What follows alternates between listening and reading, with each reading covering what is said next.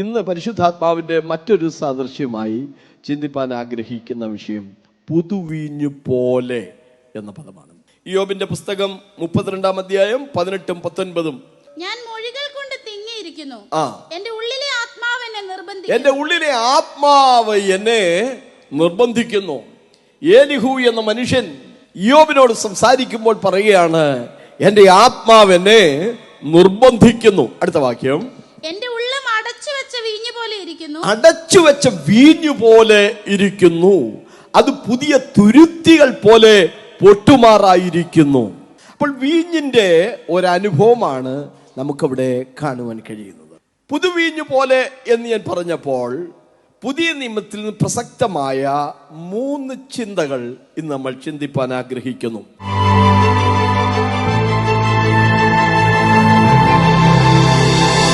പുതിയ വീഞ്ഞ് പുതിയ തുരുത്തിയിലെ പകരുകയുള്ളൂ. മർക്കോസ് 2:22. ആരും പുതിയ വീഞ്ഞ് പഴയ തുരുത്തിയിൽ പകർന്നു വെക്കുമാറില്ല. വച്ചാൽ പുതുവീഞ്ഞ് തുരുത്തിയെ പൊളിക്കും, വീഞ്ഞ് ഒഴുകിപ്പോകും, തുരുത്തി നശിച്ചു പോകും. പുതിയ വീഞ്ഞ് പുതിയ തുരുത്തിയിൽ അത്രേ പകർന്നു വെക്കും. പുതിയ വീഞ്ഞ് പുതിയ തുരുത്തിയിൽ അത്രേ പകർന്നു വെക്കേണ്ടത്. വീഞ്ഞ് യഹൂദന്റെ ആഹാരത്തിന്റെ ഭാഗമാണ്. നമ്മളിവിടെ ചായ കുടിക്കുന്നത് പോലെ മുന്തിരി ചാറ് ഉപയോഗിക്കാറുണ്ട്. ബൈബിളിൽ പ്രധാനപ്പെട്ട 5 തുരുത്തികൾ നമുക്ക് കാണാൻ കഴിയും. ഒന്ന്, ഹാഗാറിന് അബ്രഹാം കൊടുത്ത ഒരു തുരുത്തി, അത് വെള്ളം കോരാൻ ഉപയോഗിക്കുന്നതായിരുന്നു. അല്ലെ, അബ്രഹാം ഹാഗാറിന് തുരുത്തിയിലാണ് വെള്ളം കൊടുത്തു വിട്ടത്. അവൾക്ക് വേണ്ടി ദൈവം മരുഭൂമിയിൽ ഉറവ തുറന്നപ്പോൾ അവൾ തുരുത്തിയുമായി ചെന്നാണ് വെള്ളം കോരി എടുത്തു കൊണ്ടുവന്ന് കുട്ടിയെ കുടിപ്പിക്കുന്നത്. 2, എണ്ണയുടെ തുരുത്തിയാണ്. 1 രാജാക്കന്മാർ 17:12 വാക്യത്തിൽ ഏലിയ പ്രവാചകൻ സരഫാത്തിലെ വിധവയോട് സംസാരിക്കുമ്പോൾ ഇങ്ങനെയാണ് പറയുന്നത്, കലത്തിൽ അല്പം മാവും തുരുത്തിയിൽ അല്പം എണ്ണയും. ദൈവദാസൻ അവളോട് ദൂത് പറയുമ്പോൾ ഇങ്ങനെയാണ് പറയുന്നത്, യഹോവ മഴ പെയ്യിച്ച് ദേശത്തെ ക്ഷാമം മാറുന്നത് വരെ നിന്റെ കലത്തിലെ മാവ് കുറയില്ല, തുരുത്തിയിലെ എണ്ണ വറ്റുകയുമില്ല. 3, കണ്ണുനീർ ശേഖരിക്കുന്ന തുരുത്തി. 56 സങ്കീർത്തനം 8 വാക്യം, നീ എന്റെ ഉഴൽച്ചകളെ എണ്ണുന്നു, എന്റെ കണ്ണുനീർ നിന്റെ തുരുത്തിയിൽ ആക്കി വെക്കണമേ. റോമക്കാരുടെ ഇടയിൽ അങ്ങനെ ഒരു പതിവുണ്ടായിരുന്നെന്നാണ് പറയുന്നത്. 4, വീഞ്ഞ് ഒഴിച്ചു വെക്കുന്ന തുരുത്തി. മത്തായി 9:17. പുതുവീഞ്ഞ് പഴയ തുരുത്തിയിൽ പകരുമാറില്ല, പകർന്നാൽ തുരുത്തി പൊളിഞ്ഞ് വീഞ്ഞ് ഒഴുകിപ്പോകും, തുരുത്തിയും നശിച്ചു പോകും. ഈ തുരുത്തിയിൽ വീഞ്ഞ് പകരുന്നു എന്നുള്ള വേദഭാഗം സമാന്തര സുവിശേഷങ്ങൾ എന്നറിയപ്പെടുന്ന 3 സുവിശേഷങ്ങളിലും രേഖപ്പെടുത്തിയിട്ടുണ്ട്. സമാന്തര സുവിശേഷങ്ങൾ മത്തായി, മർക്കോസ്, ലൂക്കോസ്. ഈ 3 സുവിശേഷങ്ങളിലും കർത്താവ് ആ തുരുത്തിയുടെ കാര്യം പറയുന്നുണ്ട്. മത്തായി 9 അധ്യായത്തിൽ, മർക്കോസിന്റെ സുവിശേഷം 2 അധ്യായത്തിൽ, ലൂക്കോസിന്റെ സുവിശേഷം 5 അധ്യായത്തിൽ. 3 കർത്താവ് ഇക്കാര്യം പറയുന്നുണ്ട്. 5, പുകയത്ത് വെച്ച തുരുത്തി എന്നുള്ളതാണ്. 119 സങ്കീർത്തനം 83 വാക്യം, ഞാൻ പുകയത്ത് വെച്ച തുരുത്തി പോലെ ആകുന്നു. പുകയത്ത് വെച്ച മനുഷ്യർ. 2 വ്യക്തികളെ ബൈബിളിൽ നിന്ന് ഞാൻ ചൂണ്ടിക്കാണിക്കാം. ഒന്നാണ് ദാവീദ്. 119 സങ്കീർത്തനം 83 വാക്യം, പുകയത്ത് വെച്ച തുരുത്തി പോലെ ഞാൻ ആകുന്നു, എങ്കിലും നിന്റെ ചട്ടങ്ങളെ മറക്കുന്നില്ല. ഹലോ, പുകയത്ത് വെച്ച തുരുത്തി. ഒരിക്കൽ ഞാൻ ഉപയോഗിക്കപ്പെട്ടിരുന്നവനാണ്, എന്നാൽ ഇന്ന് ഞാൻ അവഗണിക്കപ്പെട്ടിരിക്കുന്നു. അവൻ അഭിഷേകം പ്രാപിച്ച് കൊട്ടാരത്തിൽ വസിച്ചൊരു കാലഘട്ടമുണ്ട്. പക്ഷേ ത്യജിക്കപ്പെട്ടവനായി കൊട്ടാരം വിട്ട് കാട്ടിലേക്ക് പോകേണ്ടുന്ന ഒരു ഇരുണ്ട യുഗം, ഒരു ബ്രാക്കറ്റ് പീരീഡ് ദാവീദിന്റെ ജീവിതത്തിലുണ്ടായിരുന്നു. അവനെ കാണുന്നവരൊക്കെ രക്തപാതക പോ പോ എന്ന് പറഞ്ഞ് മണ്ണുവാരി എറിഞ്ഞ് ശപിച്ചുകൊണ്ട് പുറകെ വന്ന ശിമയിയെ പോലെ എല്ലാവരാലും അവഗണിക്കപ്പെട്ടവനായി പുകയത്ത് വെച്ച ഒരു തുരുത്തി പോലെ അവൻ ആയി തീർന്നിരിക്കുകയാണ്. 2 മനുഷ്യൻ ഇയ്യോബാണ്. ഇയ്യോബിന്റെ പുസ്തകം 23:10, എന്നാൽ ഞാൻ നടക്കുന്ന വഴി അവൻ അറിയുന്നു, എന്നെ ശോധന കഴിച്ചാൽ ഞാൻ പൊന്നുപോലെ പുറത്തു. ഞാൻ ഇപ്പോൾ പുകയത്ത് വെച്ച തുരുത്തി പോലെയാണ്. പക്ഷേ ഈ പ്രവാസകാലം കഴിയുമ്പോൾ ഈ അവഗണനയുടെ കാലഘട്ടം കഴിയുമ്പോൾ, പുകയും കരിയും ഒക്കെ പിടിക്കുന്ന കാലഘട്ടം കഴിയുമ്പോൾ ഞാൻ കൂടുതൽ ശോഭയോടെ പുറത്തു വരും. പുകയത്ത് വെച്ച തുരുത്തിയുടെ ഒരു അനുഭവത്തിലൂടെ യോബും കടന്നു പോയിട്ടുണ്ട്. ഒരിക്കല് യോഹന്നാന്റെ ശിഷ്യന്മാര് യേശുവിന്റെ അടുക്കൽ വന്നിട്ട് ഒരു ചോദ്യം ചോദിക്കുകയാണ്. ചോദ്യം ഇതാണ്: ഞങ്ങൾ, അതോ യോഹന്നാന്റെ ശിഷ്യന്മാരായ ഞങ്ങളും പരീശന്മാരും ഉപവസിക്കുന്നു, നിന്റെ ശിഷ്യന്മാർ ഉപവസിക്കുന്നില്ല. ആ ഒരു ചോദ്യത്തിന് യേശു ക്രിസ്തു 3 ഉത്തരമാണ് നൽകിയത്. ഒന്ന്, മണവാളൻ കൂടെയുള്ളപ്പോൾ തോഴ്മക്കാർക്ക് ഉപവസിക്കാൻ കഴിയുകയില്ല. മണവാളൻ അവരെ വിട്ടുപിരിയുന്ന കാലം വരും, അന്ന് അവര് ഉപവസിക്കും. ആരാ മണവാളൻ? യോഹന്നാൻ തന്നെ പരിചയപ്പെടുത്തി. മണവാട്ടി ഉള്ളവൻ മണവാളനാകുന്നു. കർത്താവിനെ വിട്ടുപിരിയുമ്പോൾ അവൻ ഉപവസിക്കും. യേശുവിന്റെ സ്വർഗാരോഹണത്തെ കുറിച്ച് ലൂക്കോസ് സുവിശേഷത്തിൽ വായിക്കുന്നത്, അവൻ അവരെ വിട്ടുപിരിഞ്ഞ് സ്വർഗാരോഹണം ചെയ്തു. വിട്ടുപിരിയുന്ന കാലം വരും, അന്ന് അവർ ഉപവസിക്കും. വിട്ടുപിരിഞ്ഞ് അവൻ സ്വർഗാരോഹണം ചെയ്തു. അതിനുശേഷം സഭ ഉപവസിക്കുകയും പ്രാർത്ഥിക്കുകയും ചെയ്യുന്നതായി അപ്പോസ്തല പ്രവൃത്തികളിൽ നമ്മൾ കാണുകയാണ്. രണ്ടാമത്തെ ഉത്തരം, പഴയ തുണിക്കണ്ടത്തിൽ പുതിയ കോടിത്തുണി ചേർത്ത് തുന്നുമാറില്ല. കോടിത്തുണി എന്ന് പറയുന്നത് പുതിയ തുണിക്ക് പറയുന്ന ഒരു പദമാണ്. അപ്പൊ 2 വസ്ത്രങ്ങൾ, ഒരു ഉടുപ്പ് കീറിയെന്നിരിക്കട്ടെ, ഉടനെ ഒരു പുതിയ തുണിയുടെ പീസ് വാങ്ങിച്ചോണ്ട് വന്ന് ചേർത്ത് വെച്ചാൽ എന്ത് പറ്റും? ഇത് ചുരുങ്ങുമ്പോ അത് കീറിപ്പോ, ചീന്തല് വലുതാവും. മൂന്നാമത്തെ ഉത്തരമാണ് നമ്മുടെ വിഷയം. പഴയ തുരുത്തിയിൽ പുതിയ വീഞ്ഞ് പകർന്നു വെക്കുകയില്ല. പുതിയ വീഞ്ഞ് പുതിയ തുരുത്തിയിലേ പകരുകയുള്ളൂ. എന്തുകൊണ്ട്? തുരുത്തി എന്നുള്ളത് സ്കിൻ ബാഗാണ്. തോല് വെച്ചുണ്ടാക്കിയ തോൽക്കുടത്തെയാണ് തുരുത്തി എന്ന് പറയുന്നത്. ഈ തുരുത്തി ഉണ്ടാക്കുന്ന കാര്യം, തുരുത്തിയിൽ ഈ വീഞ്ഞ് പകരുന്ന കാര്യം ഒന്ന് ശ്രദ്ധിക്കണം. ഒന്ന്, ഒരു മൃഗത്തിന്റെ തോലെടുത്ത് ഉപ്പ് തേച്ച് വെയിലത്തിടും. അത് ഊറക്കിടുക എന്നാ പറയുന്നത്.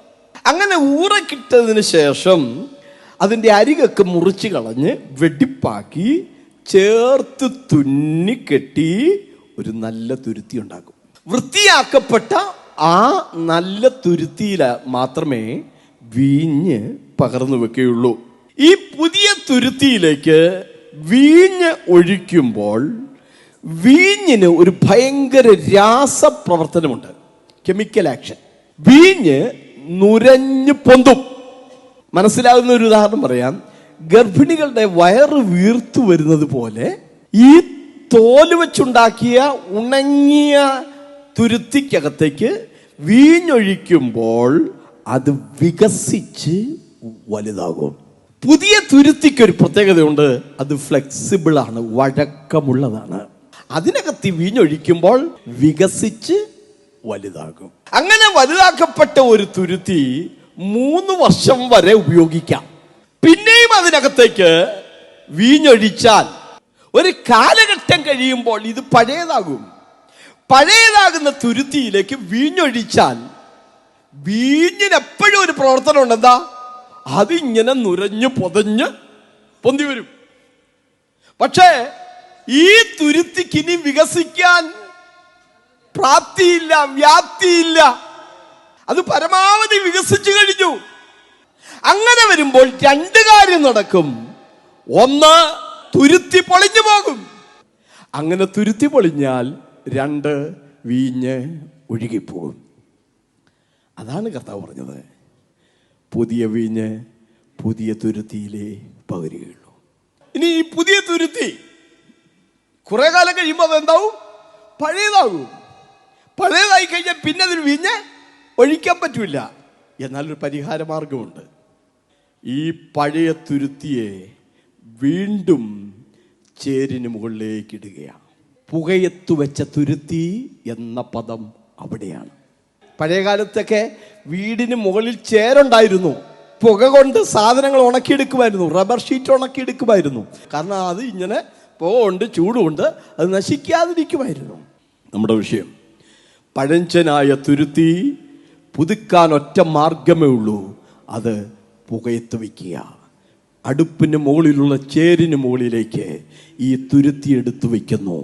അതവിടെ മാസങ്ങളോളം കിടക്കും. മാസങ്ങളോളം കിടക്കുമ്പോൾ അത് ചുരുങ്ങി ചുരുങ്ങി ചുരുങ്ങി ചുരുങ്ങി ആ പൂർവസ്ഥിതിയിലേക്ക് അതെത്തും. പുകയത്ത് വെക്കുന്ന കാലഘട്ടം എന്ന് പറയുന്നത് ആ തുരുത്തിയെ സംബന്ധിച്ചിടത്തോളം വേദനയുടെ കാലഘട്ടമാണ്, അവഗണിക്കപ്പെട്ട കാലമാണ്, അതിന്റെ ഭംഗി നഷ്ടപ്പെടുന്ന അനുഭവമാണ്. അതിന്റെ നിറവും രൂപവും ഭാവവും ഒക്കെ ചുക്കി ചുളുങ്ങിയതായി വരികയാ. പക്ഷെ നിറം മാറിയാലും അകത്ത് ബലം പ്രാപിച്ചുകൊണ്ടിരിക്കും. ബൈബിളിലെ വാക്യം ഞങ്ങളുടെ പുറമേ ഉള്ള മനുഷ്യൻ ക്ഷയിച്ചു പോകുന്നു എങ്കിലും ആകമേ ഉള്ളവൻ നാൾക്കുനാൾ ബലം പ്രാപിക്കുകയാണ്. ചില വേളകളിൽ എന്നെയും നിങ്ങളെയും ദൈവം പുകയത്തേക്ക് കടത്തിവിടും. പഴയ തുരുത്തിയെ പുതുതാക്കിയെടുക്കാൻ എന്ത് ചെയ്യും? പുകയത്ത് വയ്ക്കും.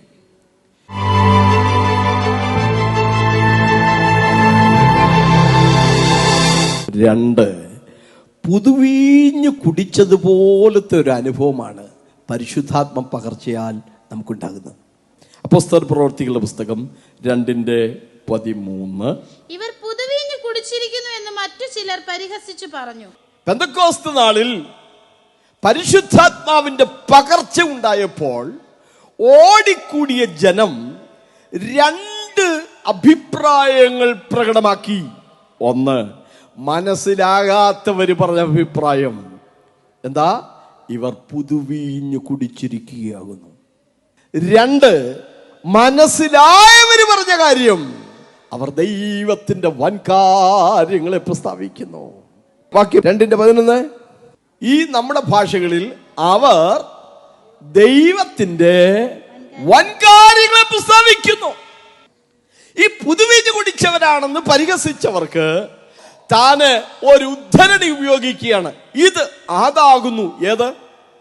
യോവേൽ പ്രവാചകൻ മുഖാന്തരം അരുളി ചെയ്തിട്ട് അന്ത്യകാലത്ത് ഞാൻ സകല ജഡത്തിനു മേലും എന്റെ ആത്മാവിനെ പകരുമെന്ന് ആ പ്രവചിച്ച പ്രവചനത്തിന്റെ നിവർത്തിയാണിത്.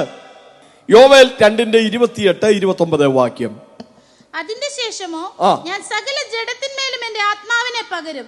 നിങ്ങളുടെ പുത്രന്മാരും പുത്രിമാരും പ്രവചിക്കും. നിങ്ങളുടെ വൃദ്ധന്മാർ സ്വപ്നങ്ങളെ കാണും. നിങ്ങളുടെ യൗവനക്കാർ ദർശനങ്ങളെ ദർശിക്കും. അടുത്ത വാക്യം. ദാസന്മാരുടെ മേലും ദാസിമാരുടെ മേലും കൂടെ ഞാൻ ആ നാളുകളിൽ എന്റെ ആത്മാവിനെ പകരും. പകരുന്നത് ഒരു ദ്രാവക രൂപത്തിലുള്ള വസ്തുവാണ്. കല്ല് പകരാറില്ല, തടി പകരാറില്ല. സ്വതന്ത്രം. എന്നാൽ എണ്ണ, വീഞ്ഞ് തുടങ്ങിയ ദ്രാവക രൂപത്തിലുള്ള സാധനങ്ങൾ ഒരു പാത്രത്തിലേക്ക് പകരുകയാണ്. ഇവിടെ പുതുവീഞ്ഞു പോലെ പരിശുദ്ധാത്മാവിന് പകരുകയാണ്. യോവേൽ പ്രവചനത്തിൽ 2:28 വാക്യത്തിൽ അതിന്റെ ശേഷമോ എന്ന പദമാണ്. എന്നാൽ ഇതേ വാക്യം പുതിയ നിയമത്തിൽ എടുത്തുദ്ധരിച്ചപ്പോൾ മറ്റൊരു പദം. അപ്പോസ്തല പ്രവൃത്തി 2:17. അന്ത്യകാലത്ത് ഞാൻ സകല ജഡത്തിനു മേലും എന്റെ ആത്മാവിനെ പകരും.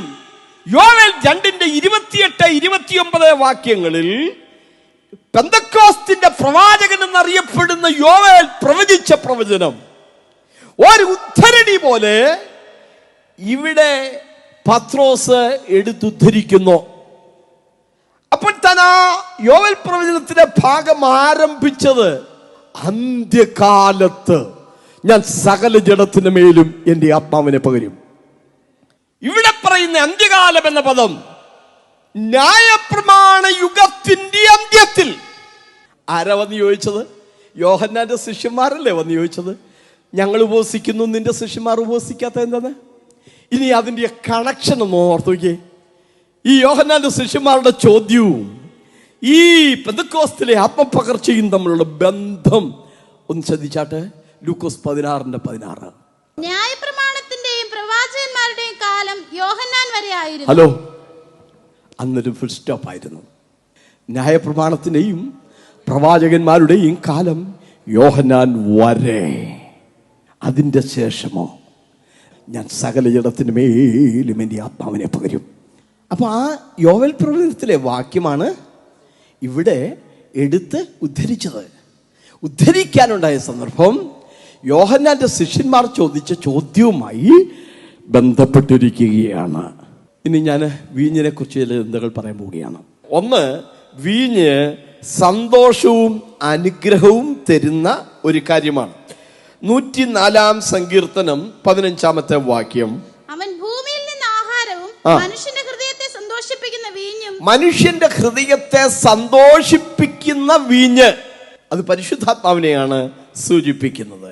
പരിശുദ്ധാത്മാവാണ് നമ്മുടെ ഹൃദയത്തെ സന്തോഷിപ്പിക്കുന്നത്. അടുത്ത ഭാഗം, അവന്റെ മുഖത്തെ മിനുക്കുവാൻ എണ്ണയും മനുഷ്യന്റെ ഹൃദയത്തെ ബലപ്പെടുത്തുന്ന അപ്പവും ഉത്ഭവിപ്പിക്കുന്നു. രണ്ടിടത്തും ഹൃദയത്തിന്റെ കാര്യമാണ് പറയുന്നത്. ഒന്ന്, ഹൃദയത്തെ സന്തോഷിപ്പിക്കുന്ന വീഞ്ഞ് പരിശുദ്ധാത്മാവിനെ കാണിക്കുന്നു.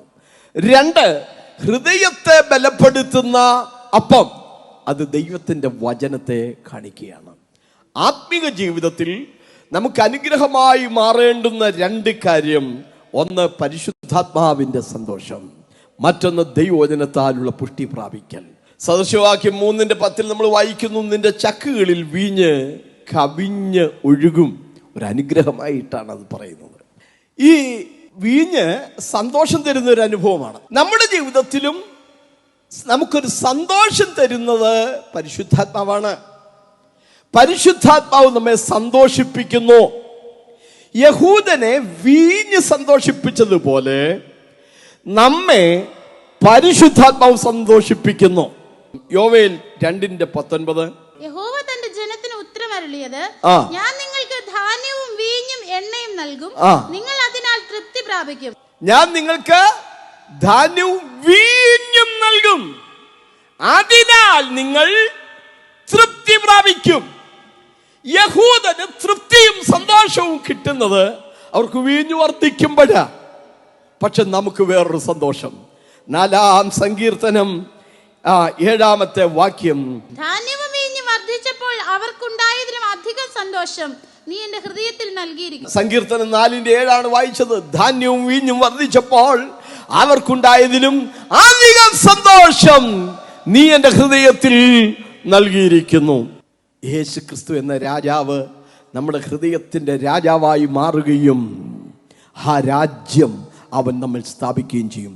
റോമാലേഖനത്തിൽ നമ്മൾ വായിക്കുന്നു 14:17, ദൈവരാജ്യം ഭക്ഷണവും പാനീയവുമല്ല, നീതിയും സമാധാനവും പരിശുദ്ധാത്മാവിൽ സന്തോഷവും അത്രേ. നിന്റെ ജീവിതത്തിൽ ഒരു പഴഞ്ചൻ അനുഭവമാണ് ഉള്ളതെങ്കിൽ ഒരു പുതുക്കത്തിന് വേണ്ടി ഏൽപ്പിച്ചു കൊടുത്താൽ അവൻ നമ്മെ പുതുക്കിയെടുക്കും.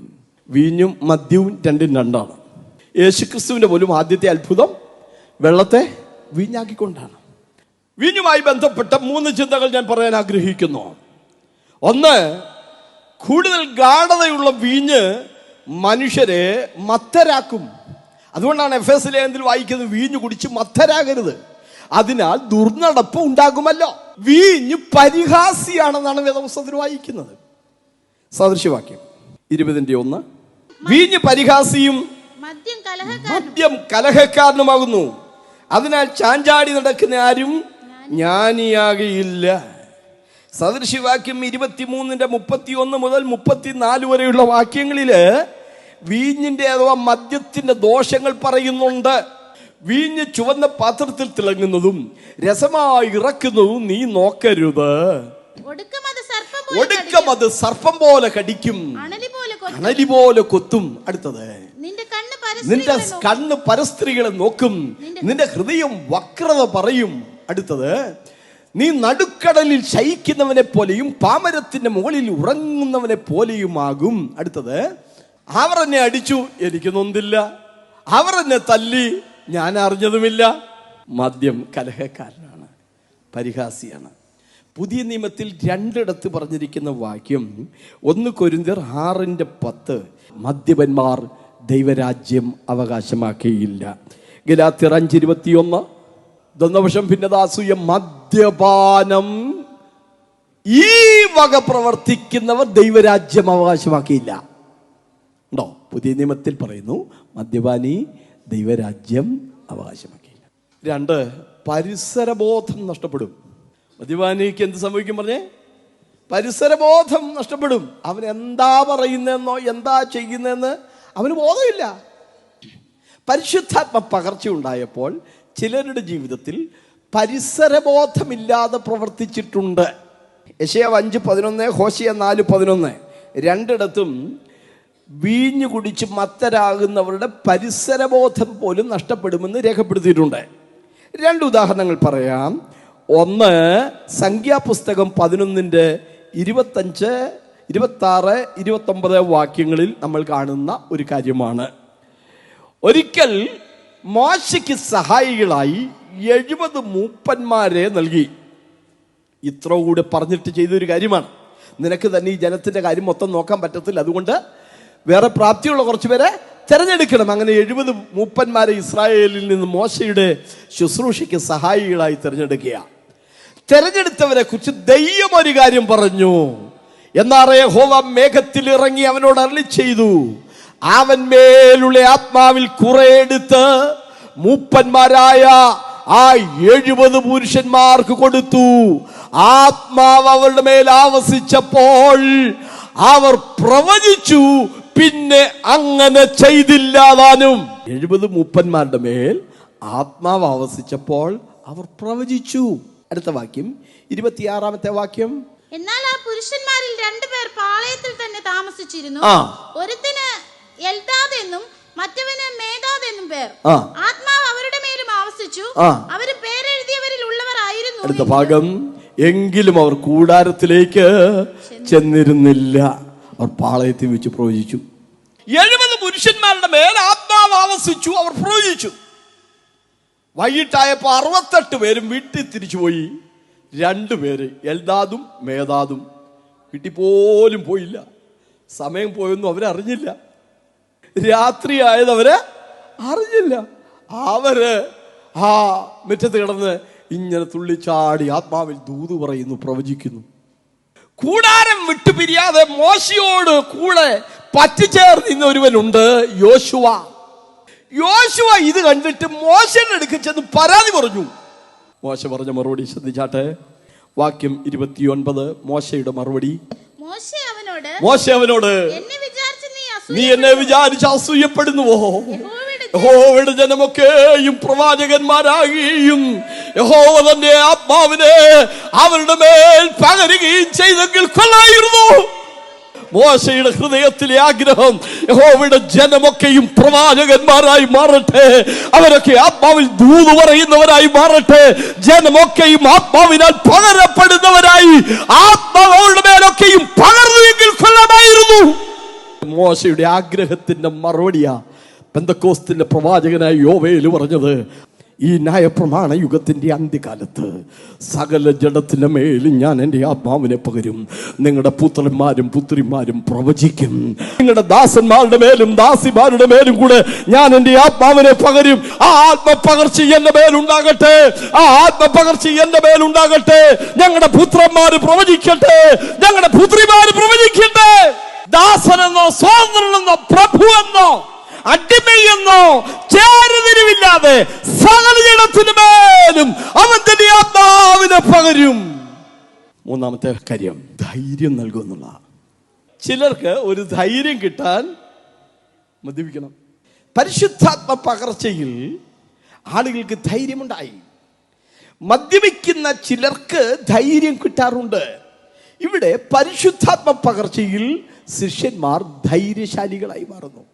യേശു ശിഷ്യന്മാരോട് പറഞ്ഞൊരു വാക്കുണ്ട്. അവർ യഹൂദന്മാരെ പേടിച്ച് ഭയപ്പെട്ട് മുറിക്കകത്ത് കയറിയുന്നപ്പോ യോഹന്നാൻ 20:22 യേശു അവരുടെ മേൽ ഊതി പരിശുദ്ധാത്മാവിനെ കൈക്കൊള്ളുവീൻ എന്ന് പറഞ്ഞു. ഭയം മാറ്റുന്ന പരിശുദ്ധാത്മാവ്. 2 വചനങ്ങൾ വായിച്ചാട്ടെ. റോമാലേഖനം 8:15, നിങ്ങൾ പിന്നെയും ഭയപ്പെടേണ്ടതിന് ദാസ്യത്തിന്റെ ആത്മാവിനെ അല്ല, നാം അബ്ബാ പിതാവേ എന്ന് വിളിക്കുന്ന പുത്രത്വത്തിന്റെ ആത്മാവ് അത്ര പ്രാപിച്ചത്. ദാസനാണെങ്കിലേ കയറിച്ചില്ല പേടിയുള്ളൂ, മകനാണ് അപ്പന്റെ അടുക്കപ്പോ പേടിയില്ല. 2 തിമോഥെയോസ് 1:7, ഭീരുത്വത്തിന്റെ ആത്മാവിനല്ല, ശക്തിയുടെയും സ്നേഹത്തിന്റെയും സുബോധത്തിന്റെയും ആത്മാവിനെ അത്രേ ദൈവം നമുക്ക് തന്നത്. ഭീരുത്വത്തിന്റെ ആത്മാവിനെ അല്ല, ശക്തിയുടെയും സ്നേഹത്തിന്റെയും സുബോധത്തിന്റെയും ആത്മാവിനെ അത്രേ ദൈവം നമുക്ക് തന്നത്.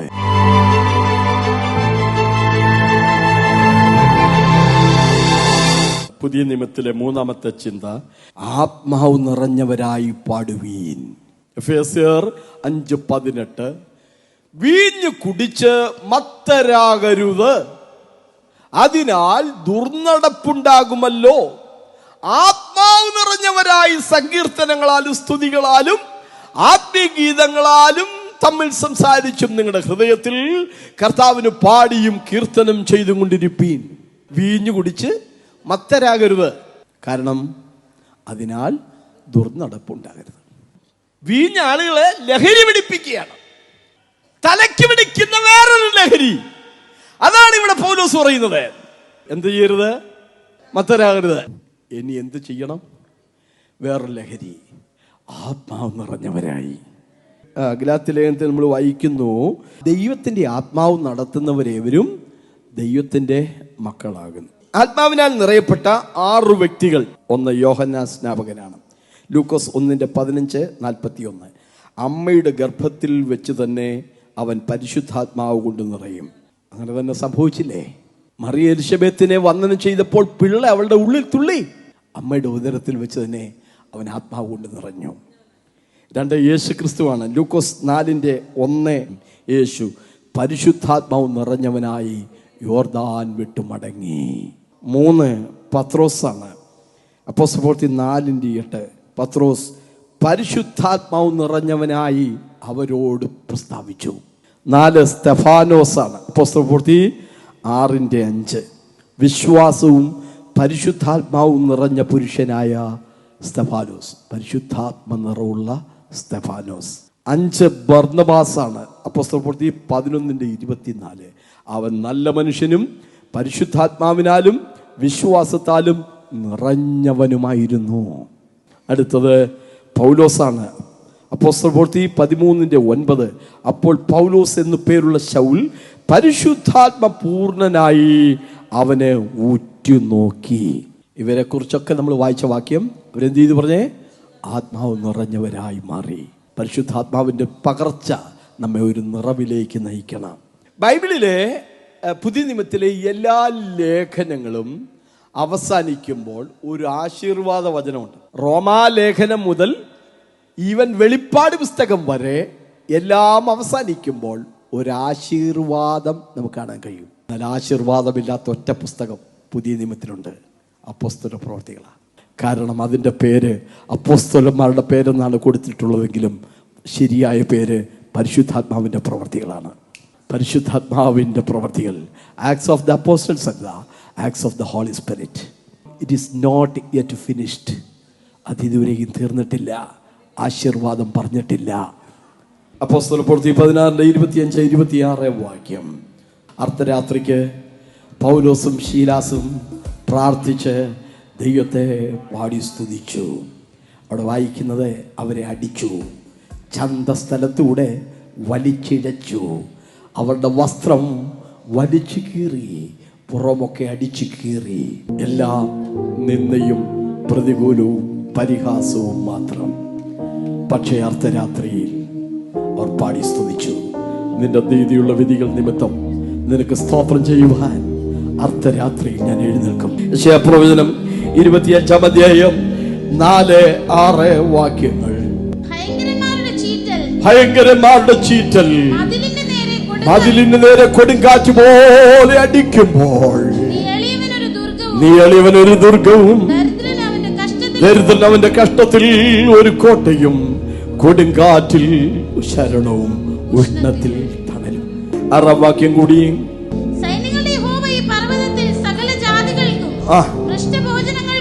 അടുത്ത ഭാഗമാണ് ശ്രദ്ധിക്കേണ്ടത്. മട്ടൂറിയ വീഞ്ഞുകൊണ്ട്. എന്താ മട്ടൂറിയ വീഞ്ഞ്? അശുദ്ധിയില്ലാത്തത്, അവശിഷ്ടങ്ങൾ നീക്കപ്പെട്ടത്, പരിശുദ്ധമായത്. മട്ടൂറിയ വീഞ്ഞ് മേധസ് നിറഞ്ഞ മൃഷ്ടഭോജനങ്ങൾ കൊണ്ടും മട്ടു നീക്കി തെളിച്ചെടുത്ത വീഞ്ഞുകൊണ്ടും ഉള്ള വിരുന്നു തന്നെ. ആ വീഞ്ഞ് നമ്മുടെ മേൽ പകരട്ടെ.